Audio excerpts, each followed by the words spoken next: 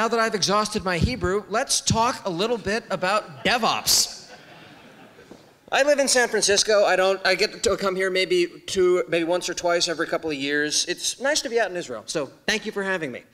In DevOps, we often talk about the pets versus cattle analogy. When you have a pet, you name it, you nurse it back to health when it gets sick. When you have a cow, you wind up, and it gets sick, you shoot it in the fucking head and you get yourself another cow.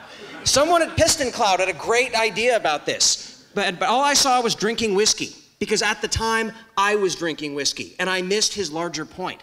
So I figured that would probably wind up making a better talk than going into something much more in-depth and profound.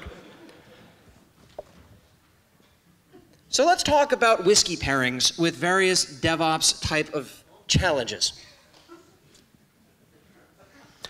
When you wind up doing deployments, the idea is it shouldn't be something big and momentous. It should be something that you wind up doing on a consistent, ongoing basis. Smaller changes so you know what to expect. It's not notable, it's not special. It's something that you do all the time, every day. That's why I recommend pairing it with Eagle Rare.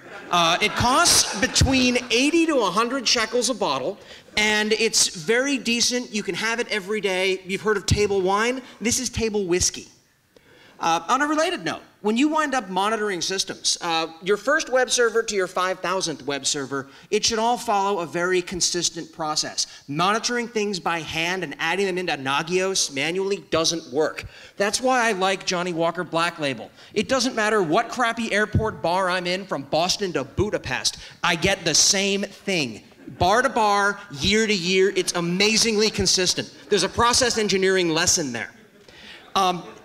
We talk a lot about blameless postmortems here in DevOps.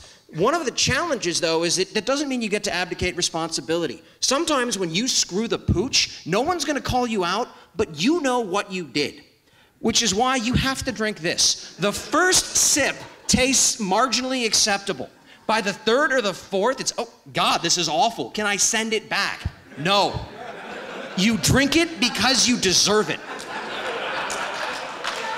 Now, I'm not much of a developer, and as a DevOps role, I shouldn't necessarily have to be. The times that I write code is either glue code or open source projects. So when I have to write something bespoke from scratch, I'm not going to necessarily write what you would expect, which is like Moonshine, an illegally made alcohol that sometimes is awesome and sometimes will actually kill you.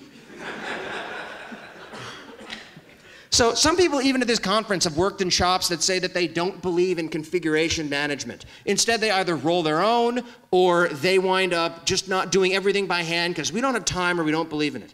I have exactly one thing for you to drink at that point. It's my favorite alcoholic drink. It's called a lot.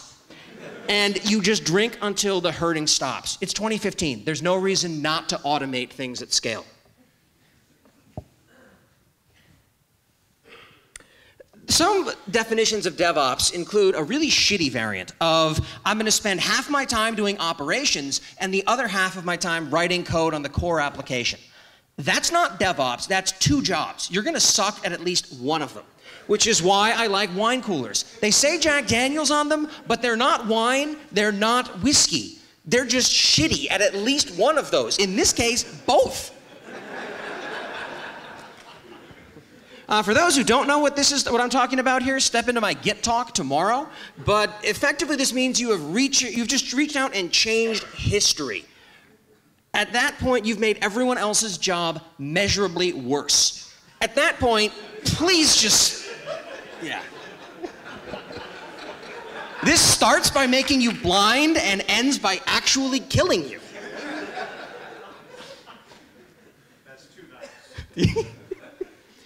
This is sort of the holy grail of what we're actually striving to do. When we wind up doing something and building a system that won't let you do anything too horrifically stupid without stopping you. That's the goal.